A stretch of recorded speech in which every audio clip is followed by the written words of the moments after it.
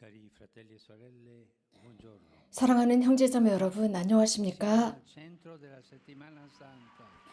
우리는 지금 성주간의 중반에 들어와 있습니다. Siamo al centro della settimana santa. 우리는 성주간의 중반에 있습니다. 이것은 성지 주일에서부터 부활 대축일 사이입니다. 이 두 주일의 특징은 Intorno a Gesù. 축제입니다. 예수님을 중심으로 한 축제였습니다. 하지만 이 두 축제는 서로 다른 차이점을 가지고 있습니다.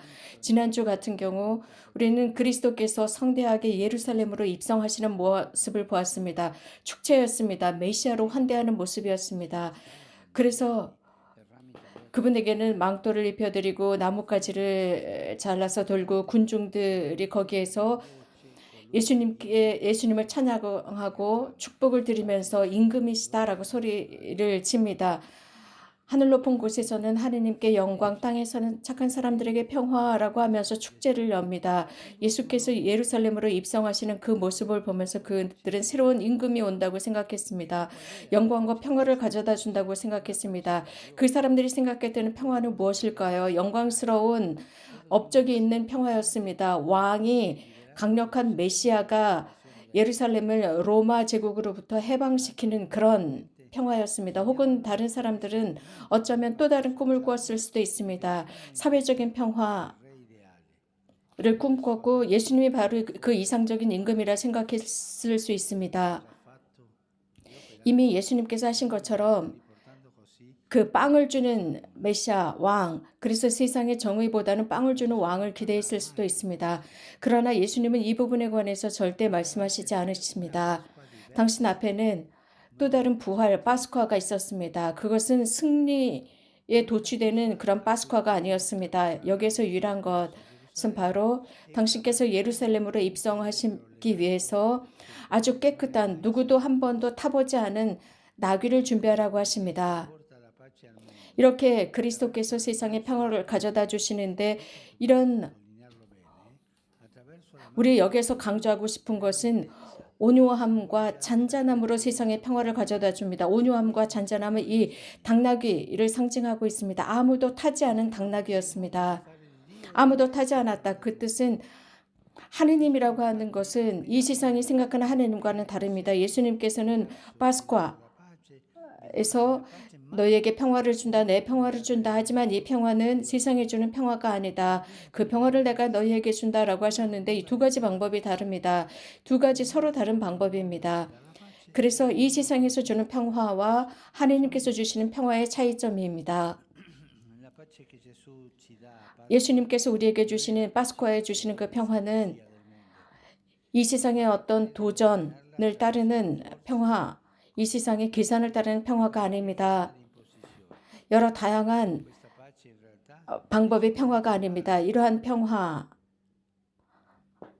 c'è solo un intervallo tra le guerre, lo sappiamo bene.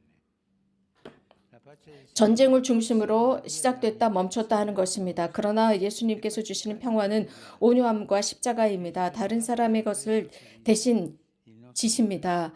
예수께서는 우리들의 악을 대신 지셨습니다. 우리들의 죄를 지셨고 죽음을 지셨습니다. 이것을 lui ha pagato. 이런 방법으로 우리를 해방시키셨습니다. 우리를 위해서 값을 치르셨습니다. 그분의 평화는 어떤 타협적인 평화가 아닙니다. 그분의 평화는 당신 자신을 선물로 주시는 평화, 온유하고 용감한 평화. 하지만 이것을 환대하기가 어려운 평화입니다. 실제로 예수님께 호산나라고 외치던 그 군중, 그 같은 군중은 며칠 지나지 않아서 십자가에 매달으라고 소리치던 바로 그 군중이었습니다.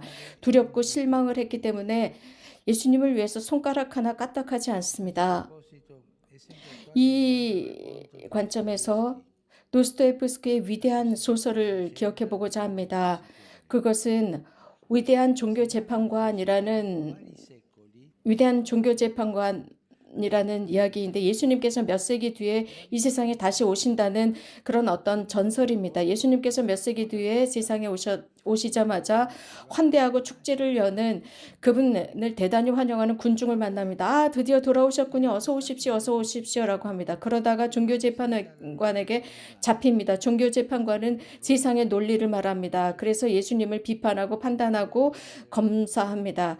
그리고 여러 가지로 예수님을 조사한 뒤에 그 결론은 이렇습니다. 종교재판의 결론은 그분은 이 세상의 위대한 임금 카이사르가 될 수 있음에도 불구하고 되지 않았다는 게 죄목이었습니다. 그래서 이 모든 문제를 해결할 수 있는 왕이었는데 자신의 힘으로 할 수 있었는데 이것을 인간의 자유에 맡겼다는 것입니다. 자유로운 마음, 인간에게 자유로운 마음을 주셨고 그 자유로운 마음은 그 어떤 억압보다도 강하다는 것을 아셨기 때문에 아무것도 하시지 않고 이 세상을 우리들의 자유에 맡겼습니다. 모든 종교재판관들은 예수님께 손가락질을 했습니다. 카이사르가 되라고 했습니다. 그래서 보편적인 왕국을 만들라고 했습니다. 보편적인 왕국, 모든 사람을 위한 왕국을 만들라고 했습니다. 그러나 여기서 판결문은 아주 흥미롭습니다. 우리 중에 그 어떤 누구보다도 가장 심각한 화형의 대상은 바로 당신이다라고 했습니다.